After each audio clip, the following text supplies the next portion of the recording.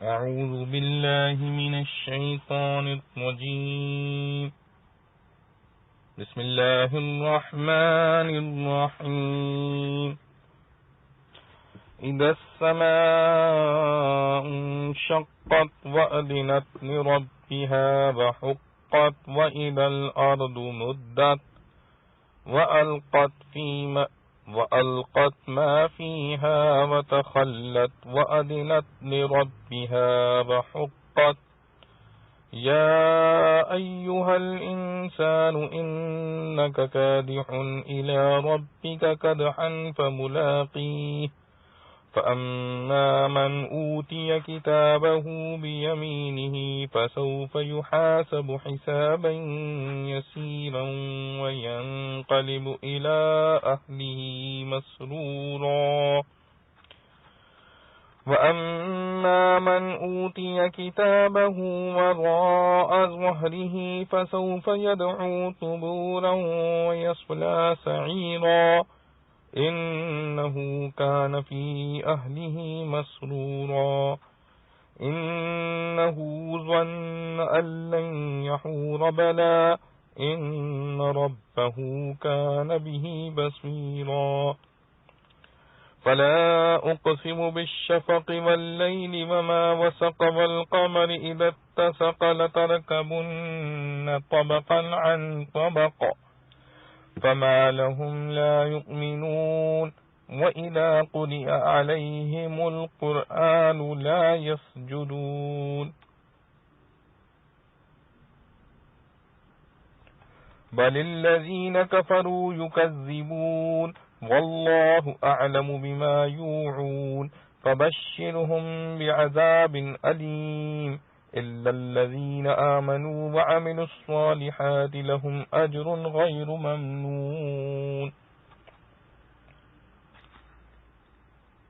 سورۃ الانشقاق۔ سورہ انشقاق مکہ میں نازل ہوئی اور اس کی 25 آیتیں ہیں۔ شروع اللہ کے نام سے جو بے حد مہربان نہایت رحم والا ہے۔ جب آسمان پھٹ جائے اور سن لے حکم اپنے رب کا، اور وہ آسمان اسی لائق ہے، اور جب زمین پھیلا دی جائے اور نکال ڈالے جو کچھ اس میں ہے اور خالی ہو جائے، اور سن لے حکم اپنے رب کا، اور وہ زمین اسی لائق ہے۔ اے آدمی، تجھ کو تکلیف اٹھانی ہے اپنے رب تک پہنچنے میں، سہ کر پھر اس سے ملنا ہے۔ سو جس کو ملا اعمال نامہ اس کا داہنے ہاتھ میں، تو اس سے حساب لیں گے آسان حساب،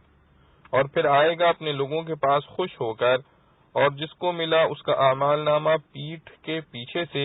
سو وہ پکارے گا موت موت، اور پڑے گا آگ میں۔ وہ رہا تھا اپنے گھر میں بے غم، اس نے خیال کیا تھا کہ پھر کر نہ جائے گا، کیوں نہیں اس کا رب اس کو دیکھتا تھا۔ سو قسم کھاتا ہوں شام کی سرخی کی اور رات کی، اور جو چیزیں اس میں سمٹ آتی ہیں، اور چاند کی جب پورا بھر جائے، کہ تم کو چڑھنا ہے سیڑھی پر سیڑھی۔ پھر کیا ہوا ہے ان کو جو یقین نہیں لاتے، اور جب پڑھیے ان کے پاس قرآن وہ سجدہ نہیں کرتے اوپر سے، اور یہ منکر جھٹلاتے ہیں۔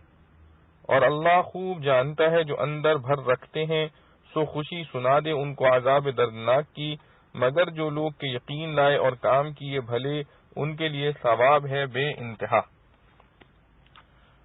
خلاصہ تفسیر: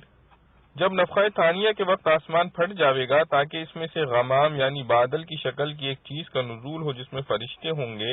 جس کا ذکر پارہ وَقَالَ الَّذِينَ لَا يَرْجُونَ آیت وَيَوْمَ تَشَقَّقُ السَّمَاءُ میں ہے، اور اپنے رب کا حکم سن لے گا اور مان لے گا۔ یہاں حکم سے مراد حکم تکوینی انشقاق کا ہے، اور ماننے سے مراد اس کا وقوع ہے۔ اور وہ آسمان بوجہ محکوم قدرت ہونے کے اسی لائق ہے کہ جس امر کی مشیت اس کے متعلق ہو اس کا وقوع ضرور ہو جاوے۔ اور جب زمین کھینچ کر بڑھا دی جاوے گی جس طرح چمڑا یا ربڑ کھینچا جاتا ہے، بس اس وقت کی مقدار سے اس وقت مقدار زیادہ ہو جاوے گی تاکہ سب اولین و آخرین اس میں سما جاویں، جیسا در منثور میں بسند جید حاکم کی روایت سے مرفوعاً وارد ہے۔ پس آسمان کا یہ انشقاق اور زمین کا امتداد دونوں حساب محشر کے مقدمات میں سے ہیں، اور وہ زمین اپنے اندر کی چیزوں کو یعنی مردوں کو باہر اگل دے گی اور سب مردوں سے خالی ہو جاوے گی، اور وہ زمین اپنے رب کا حکم سن لے گی اور وہ اسی لائق ہے۔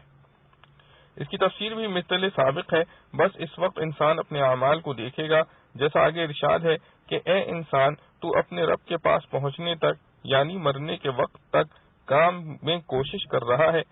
یعنی کوئی نیک کام میں لگا ہوا ہے، کوئی برے کام میں، پھر قیامت میں اس کام کی جزا سے جا ملے گا تو اس روز اس شخص کا نامہ اعمال اس کے داہنے ہاتھ میں ملے گا، سو اس سے آسان حساب لیا جاوے گا اور وہ اس سے فارغ ہو کر اپنے متعلقین کے پاس خوش خوش آئے گا۔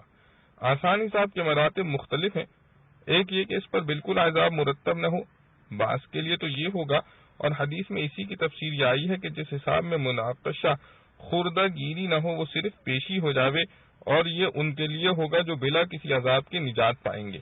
دوسرا یہ کہ اس پر عذاب دائمی نہ ہو، اور یہ عام مومنین کے لیے ہوگا اور مطلق عذاب اس کے منافی نہیں۔ اور جس شخص کا نام اعمال اس کے بائیں ہاتھ میں اس کی پیٹھ کے پیچھے سے ملے گا، مراد اس سے کفار ہیں، اور پشت کی طرف سے ملنے کی دو صورتیں ہو سکتی ہیں، ایک یہ کہ اس کی مشکیں کسی ہوئی ہوں گی تو بایاں ہاتھ بھی پشت کی طرف ہوگا،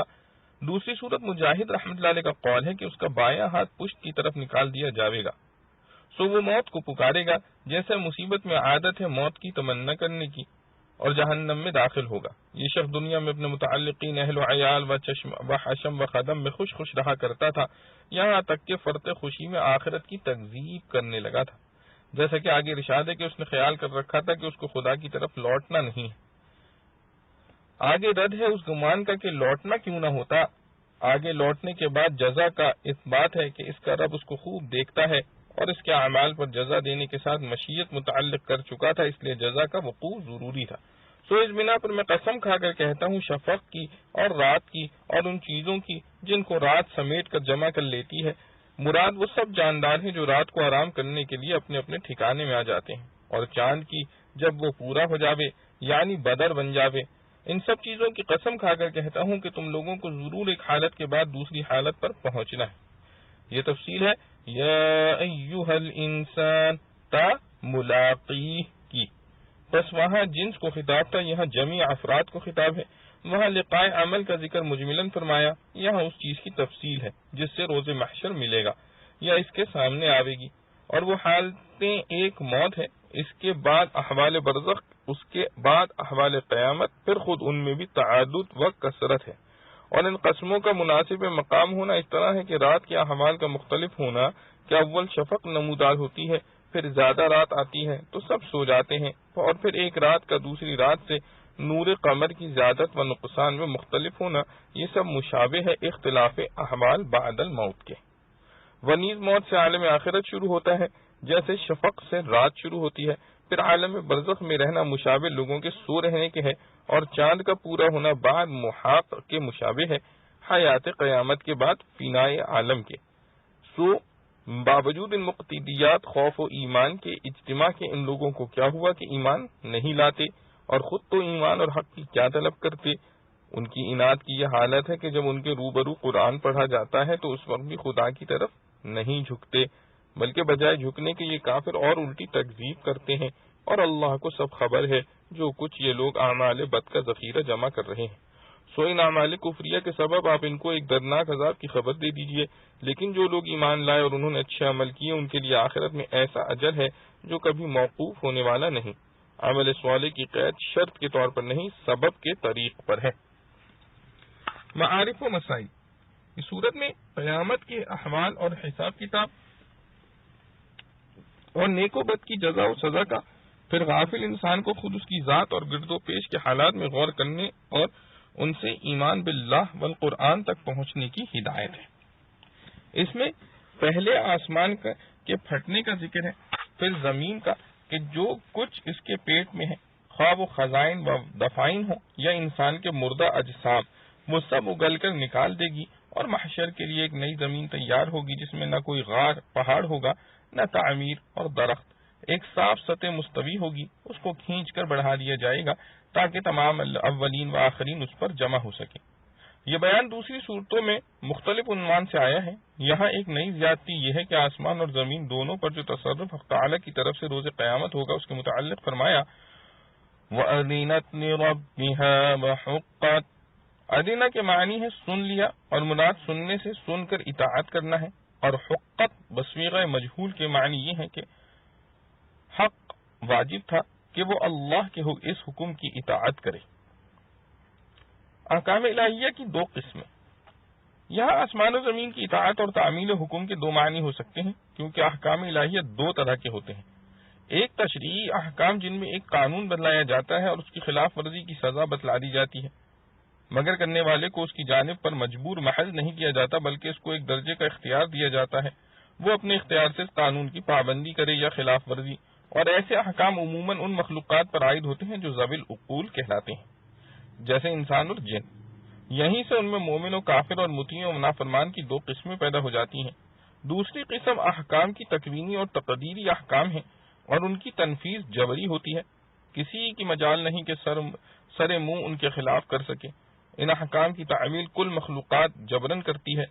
اور ان میں انسان اور جن بھی داخل ہیں۔ تکوینی احکام میں ان کے لیے جو کچھ مقرر کر دیا گیا ہے، مومن ہو یا کافر، متقی ہو یا فاسق، سب کے سب اسی تقدیری قانون کے تابع چلنے پر مجبور ہیں۔ ذرہ ذرہ دہر کا پابستہ تقدیر ہے، زندگی کے خواب کی جامی یہی تعبیر ہے۔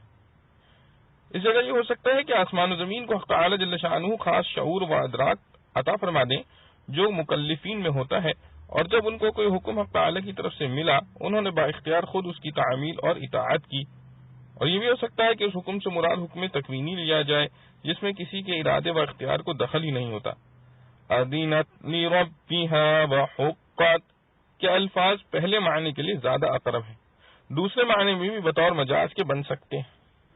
وَإِذَا الْأَرْضُ مُدَّتْ،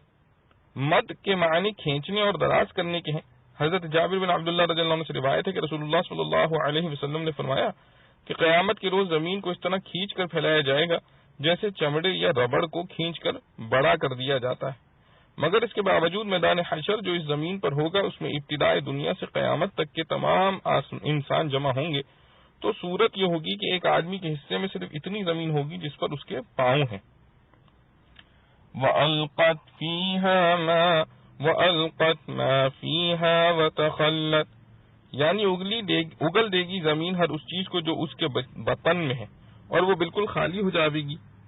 زمین کے بطن میں خزائن و دفائن اور معادن بھی ہیں، اور ابتدائی دنیا سے مرنے والے انسانوں کے اجسام و ذرات بھی۔ زمین ایک زلزلے کے ساتھ یہ چیزیں اپنے بطن سے باہر نکال دے گی۔ یا ایھا الانسان انک کادح، کدح کے معنی کسی کام میں پوری جدوجہد اور اپنی توانائی صرف کرنے کے ہیں، اور الی ربک سے مراد الی لقاء ربک ہے، یعنی انسان کی ہر سعی و جدوجہد کی انتہا اس کے رب کی طرف ہونے والی ہے۔ رجوع الی اللہ، اس آیت میں حق تعالی نے بنی نوع انسان کو خطاب فرما کر اس کے غور و فکر کے لیے ایک ایسی راہ دکھائی ہے کہ اس میں کچھ بھی عقل و شعور ہو تو وہ اپنی جد و جہد کا رخ صحیح سمت کی طرف پھیر سکتا ہے، جو اس کو دنیا و دین میں سلامتی اور عافیت کی ضمانت دے۔ پہلی بات تو یہ ارشاد فرمائی کہ انسان نیک ہو یا بد، مومن ہو یا کافر، اپنی فطرت سے اس کا عادی ہے کہ کچھ نہ کچھ حرکت کرے اور کسی نہ کسی چیز کو اپنا مقصود بنا کر اس کے حاصل کرنے کے لیے جد و جہد اور محنت برداشت کرے۔ جس طرح ایک شریف نیک خو انسان اپنے معاش اور ضروریات زندگی کی تحصیل میں فطری اور جائز طریقوں کو اختیار کرتا ہے اور ان میں اپنی محنت و توانائی صرف کرتا ہے، بدکار بدخو انسان بھی اپنے مقاصد کہیں بے محنت بے جد و جہد حاصل نہیں کر سکتا۔ چور، ڈاکو، بدماش، دھوکہ فریب سے لوٹ کھسوٹ کرنے والوں کو دیکھو کیسی کیسی ذہنی اور جسمانی محنت برداشت کرتے ہیں جب ان کو ان کا مقصود حاصل ہوتا ہے۔ دوسری بات یہ بتلائی کہ عاقل انسان اگر غور کرے تو اس کی تمام حرکات بلکہ سکنات بھی ایک سفر کی منزلیں ہیں جس کو وہ غیر شعوری طور پر قطع کر رہا ہے، جس کی انتہا اللہ تعالی کے سامنے حاضری یعنی موت ہے۔ الی ربک میں اسی کا بیان ہے، اور یہ انتہا ایسی حقیقت ہے کہ جس کا کسی کو انکار نہیں ہو سکتا کہ انسان کی ہر جد و جہد اور محنت موت پر ختم ہونا یقینی ہے۔ تیسری بات یہ بتلائی کہ موت کے بعد اپنے رب کے سامنے حاضری کے وقت اس کی تمام حرکات و اعمال اور ہر جد و جہد کا حساب ہونا از روئے عقل و انصاف ضروری ہے، تاکہ نیک و بد کا انجام الگ الگ معلوم ہو سکے، ورنہ دنیا میں تو اس کا کوئی امتیاز نہیں ہوتا۔ ایک نیک آدمی 1 مہینہ محنت مزدوری کر کے اپنا رزق اور جو ضروریات حاصل کرتا ہے، چور ڈاکو اس کو 1 رات میں حاصل کر لیتے ہیں۔ اگر کوئی وقت حساب کا اور جزا و سزا کا نہ آئے تو دونوں برابر ہو گئے، جو عقل و انصاف کے خلاف ہے۔ آخر میں فرمایا ملاقی کی ضمیر قدح کی طرف بھی راجع ہو سکتی ہے، تو معنی یہ ہوں گے کہ جو جدوجہد یہاں انسان کر رہا ہے بالآخر اپنے رب کے پاس پہنچ کر اپنی اس کمائی سے ملے گا اور اس کے اچھے یا برے نتائج اس کے سامنے آ جائیں گے۔ اور یہ بھی ہو سکتا ہے کہ ملاقی کی ضمیر رب کی طرف راجع ہو، اور معنی یہ ہوں گے کہ ہر انسان آخرت میں اپنے رب سے ملنے والا اور حساب کے لیے اس کے سامنے پیش ہونے والا ہے۔ آگے نیک و بد اور مومن و کافر انسانوں کے الگ الگ انجام کا ذکر ہے، جس کی ابتدا اعمال نامے کا داہنے یا بائیں ہاتھ میں آ جانا ہے۔ دائنے والوں کو جنت کی دائمی نعمتوں کی بشارت اور بائیں والوں کو دوزخ کے عذاب کی اطلاع مل جاتی ہے۔ اس مجموعے پر اگر انسان غور کرے کہ یہ ضروریات زندگی بلکہ اپنے نفس کی غیر ضروری مرغوبات کو بھی حاصل تو نیک و بد دونوں ہی کر لیتے ہیں۔ اس طرح دنیا کی زندگی دونوں کی گزر جاتی ہے، مگر ان دونوں کے انجام میں زمین و آسمان کا فرق ہے۔ ایک کے نتیجے میں دائمی غیر منقطع راحت ہی راحت ہے، دوسرے کے نتیجے میں دائمی مصیبت و عذاب ہے۔ پھر کیوں نہ انسان اس انجام کو آج ہی سوچ سمجھ کر اپنی سعی و عمل کا رخ اس طرف پھیر دے جو دنیا میں بھی اس کی ضرورتوں کو پورا کر دے اور آخرت کی دائمی نعمت بھی اس کو حاصل رہے۔ فَأَمَّا مَنْ أُوتِيَ كِتَابَهُ بِيَمِينِهِ فَسَوْفَ يُحَاسَبُ حِسَابًا يَسِيرًا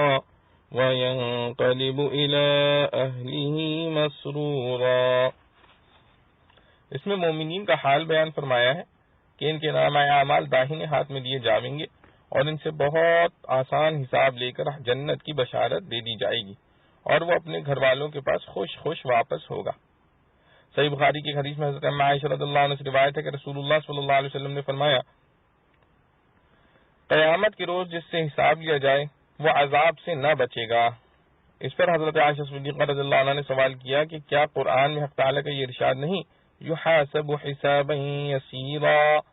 حضرت صلی اللہ علیہ وسلم نے فرمایا کہ اس آیت میں جس کو حساب یسیر فرمایا وہ در حقیقت مکمل حساب نہیں بلکہ صرف رب العزت کے سامنے پیشی ہے، اور جس شخص سے اس کے اعمال کا پورا پورا حساب لیا گیا وہ ہرگز عذاب سے نہ بچے گا۔ اس حدیث سے معلوم ہوا کہ مومنین کے اعمال بھی رب العزت کے سامنے پیش تو سب ہوں گے، مگر ان کے ایمان کی برکت سے ان کے ہر عمل پر مناقشہ نہیں ہوگا۔ اسی کا نام حساب یسیر ہے۔ اور اپنے گھر والوں کی طرف خوش خوش واپس ہوں گے، 2 معنی ہو سکتے ہیں، یا تو گھر والوں سے مراد جنت کی حوریں ہیں جو وہاں اس کے اہل ہوں گی، اور یہ بھی ممکن ہے کہ دنیا میں جو اس کے اہل و عیال تھے محشر کے میدان میں جب حساب کے بعد کامیابی ہوگی تو دنیا کی عادت کے مطابق اس کی خوشخبری سنانے ان کے پاس جائے۔ ائمہ تفسیر نے دونوں احتمال بیان فرمائے ہیں۔ فَسَوْفَ يَدْعُو ثُبُورًا، یعنی جس کا اعمال نامہ اس کی پشت کی طرف سے اس کے بائیں ہاتھ میں دیا جائے گا وہ وہاں اس کی تمنا کرے گا کہ کاش وہ پھر مر کر مٹی ہو جائے اور عذاب سے بچ جائے، مگر وہاں یہ ناممکن ہوگا بلکہ اس کو جہنم میں داخل کر دیا جائے گا۔ اس کی ایک وجہ یہاں یہ ارشاد فرمائی کہ وہ دنیا میں اپنے اہل و عیال میں آخرت سے بے فکر ہو کر مگن اور خوش رہا کرتا تھا، بخلاف مومنین کے کہ ان کو دنیا کی زندگی میں کبھی بے فکری نہیں ہوتی، ہر عیش و راحت کے وقت بھی آخرت کی فکر ضرور لگی رہتی ہے، جیسا کہ قرآن کریم نے ان کا حال بیان فرمایا ہے، اِنَّا كُنَّا قَبْلُ فِي أَهْلِنَا مُشْفِقِينَ، یعنی ہم تو اپنے اہل و عیال میں رہتے ہوئے بھی آخرت کا خوف رکھتے تھے۔ اس لیے ان دونوں فریق کا انجام ان کے مناسب ہوا جو دنیا میں اپنے اہل و عیال کے ساتھ آخرت سے بے فکر ہو کر عیش و عشرت اور خوشی و مسرت میں گزارتے تھے۔ آج ان کے حصے میں یہ عذاب جہنم آئے گا، اور جو لوگ دنیا میں آخرت کے حساب و عذاب سے ڈرتے رہتے تھے ان کو وہاں مسرت و خوشی حاصل ہوگی، اور اب وہ اپنے اہل و عیال میں دائمی مسرت کے ساتھ رہیں گے۔ اس سے معلوم ہوا کہ دنیا کی راحتوں میں مست و مسرور ہو جانا مومن کا کام نہیں، اس کو کسی وقت کسی حال آخرت کے حساب سے بے فکری نہیں ہوتی۔ فلا اقسم بالشفق، اس آیت میں اللہ تعالیٰ نے 4 چیزوں کی قسم کے ساتھ مؤکد کر کے انسان کو پھر اس چیز کی طرف متوجہ کیا ہے جس کا کچھ ذکر پہلے انک کادح الی ربک میں آ چکا ہے۔ یہ چاروں چیزیں جن کی قسم کھائی ہے اگر غور کرو تو اس مضمون کی شاہد ہیں جو جواب قسم میں آنے والا ہے۔ یعنی انسان کو ایک حال پر قرار نہیں، اس کے حالات اور درجات ہر وقت بدلتے رہتے ہیں۔ پہلی چیز شفق ہے، یعنی وہ سرخی جو آفتاب غروب ہونے کے بعد افق مغرب میں ہوتی ہے۔ یہ رات کی ابتدا ہے جو انسانی احوال میں ایک بڑے انقلاب کا مقدمہ ہے کہ روشنی جا رہی ہے اور تاریکی کا سیلاب آ رہا ہے۔ اس کے بعد خود رات کی قسم ہے جو اس انقلاب کی تکمیل کرتی ہے۔ اس کے بعد ان تمام چیزوں کی قسم ہے جن کو رات کی تاریکی اپنے اندر جمع کر لیتی ہے۔ وسق کے اصلی معنی جمع کر لینے کے ہیں۔ اس کے عام معنی مراد لیے جائیں تو اس میں تمام دنیا کی کائنات داخل ہے جو رات کی تاریکی میں چھپ جاتی ہے۔ اس میں حیوانات، نباتات، جمادات، پہاڑ اور دریا سبھی شامل ہیں۔ اور جمع کر لینے کی مناسبت سے یہ معنی بھی ہو سکتے ہیں کہ وہ چیزیں جو عادتاً دن کی روشنی میں منتشر پھیلی ہوئی رہتی ہیں، رات کے وقت وہ سب سمٹ کر اپنے اپنے ٹھکانوں میں جمع ہو جاتی ہیں۔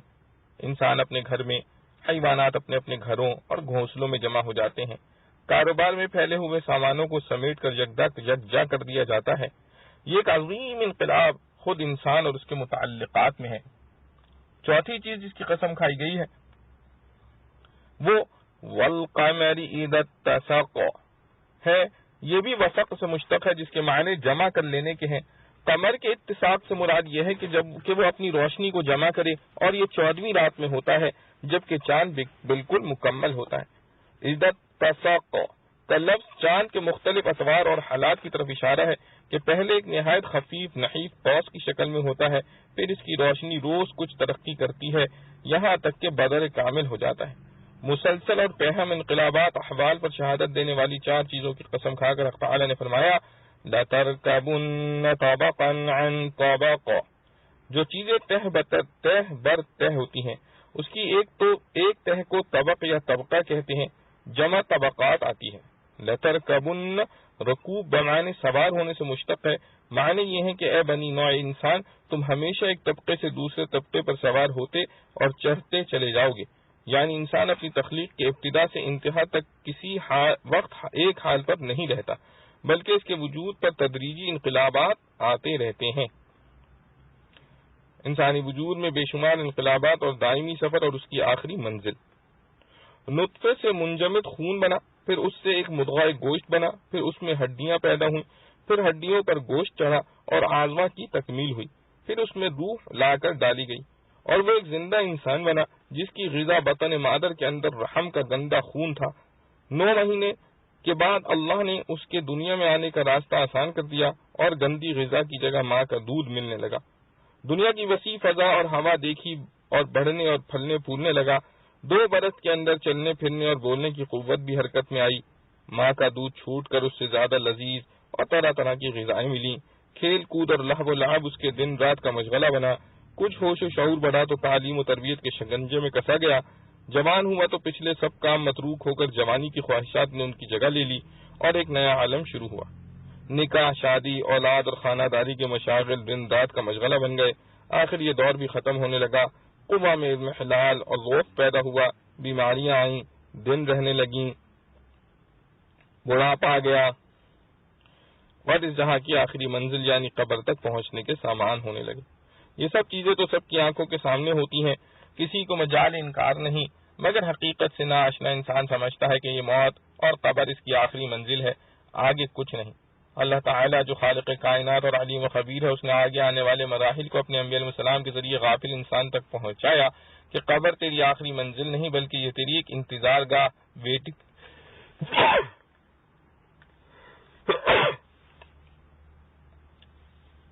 قبر تیری آخری منزل نہیں بلکہ یہ صرف ایک انتظار گاہ ویٹنگ روم ہے،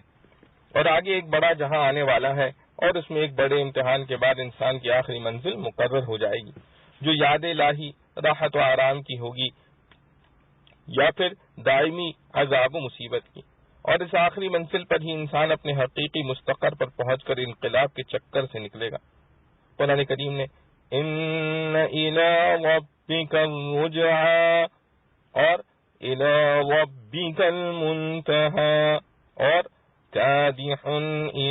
ربک میں یہی مضمون بیان فرما کر غفلت شعار انسان کو حقیقت اور اس کی آخری منزل سے آگاہ اور اس پر متنبہ کیا کہ عمر دنیا کے تمام حالات اور انقلابات اور آخری منزل تک جانے کا سفر اور اس کے مراحل ہیں، اور انسان چلتے پھرتے سوتے جاگتے کھڑے بیٹھے ہر حال میں اس سفر کی منزلیں طے کر رہا ہے، اور بالآخر اپنے رب کے پاس پہنچتا ہے اور عمر بھر کے اعمال کا حساب دے کر آخری منزل میں قرار پاتا ہے، جہاں یا راحت ہی راحت اور غیر منقطع آرام ہی آرام ہے، یا پھر معاذ اللہ عذاب ہی عذاب اور غیر منقطع مصائب ہے۔ تو عقلمند انسان کا کام یہ ہے کہ دنیا میں اپنے آپ کو ایک مسافر سمجھے اور اپنے وطن اصلی کے لیے سامان تیار کرنے اور بھیجنے کی فکر ہی کو دنیا کا سب سے بڑا مقصد بنائے۔ رسول اللہ صلی اللہ تعالی علیہ وآلہ وسلم نے فرمایا، کن فی الدنیا کأنک غریب او عابر سبیل، یعنی دنیا میں اس طرح رہو جیسے کوئی مسافر چند روز کے لیے کہیں ٹھہر گیا یا کسی رہ گزر میں چلتے چلتے کچھ دیر آرام کے لیے رک گیا ہوں۔ طبقا عن طبق کی تفسیر جو اوپر بیان کی گئی ہے، ابو نعیم نے حضرت جابر بن عبداللہ رضی اللہ عنہ کی روایت سے خود رسول اللہ صلی اللہ علیہ وسلم سے اسی مضمون کی روایت کی ہے۔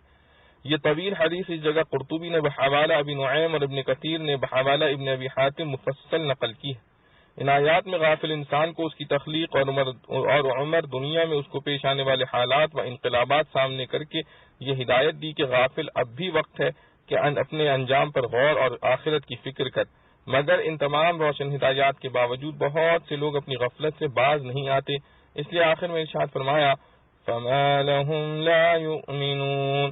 یعنی ان غافل و جاہل انسانوں کو کیا ہو گیا کہ یہ سب کچھ سننے اور جاننے کے بعد بھی اللہ پر ایمان نہیں لاتے۔ وَإِذَا قُرِئَ عَلَيْهِمُ الْقُرْآنُ لَا يَسْجُدُونَ، یعنی جب ان کے سامنے ان واضح ہدایات سے بھرا ہوا قرآن پڑھا جاتا ہے اس وقت بھی وہ اللہ کی طرف نہیں جھکتے۔ سجدہ اور سجود کے معنی لغت میں جھکنے کے ہیں، اور یہ اطاعت شعاری اور فرمانبرداری سے کنایہ کیا جاتا ہے۔ ظاہر یہ ہے کہ اس جگہ سجدے سے مراد سجدہ اصطلاحی نہیں بلکہ اللہ کے سامنے اطاعت کے ساتھ جھکنا، جس کو خشوع و خضوع کہتے ہیں، وہ مراد ہے۔ اور وجہ اس کی یہ کھلی ہوئی ہے کہ اس آیت میں حکم سجدہ کسی خاص آیت کے متعلق نہیں بلکہ پورے قرآن کے متعلق ہے۔ اگر اس سے سجدہ اصطلاحی مراد لیا جائے تو یہ لازم آئے گا کہ پورے قرآن کی ہر آیت پر سجدہ لازم ہو، جو باجماع امت مراد نہیں ہو سکتا۔ سلف و خلف میں اس کا کوئی قائل نہیں۔ اب رہا یہ مسئلہ کہ اس آیت کے پڑھنے اور سننے پر سجدہ واجب ہے یا نہیں، تو اگرچہ کسی قدر تعویل کے ساتھ اس آیت سے بھی وجوب سجدہ پر استدلال ہو سکتا ہے،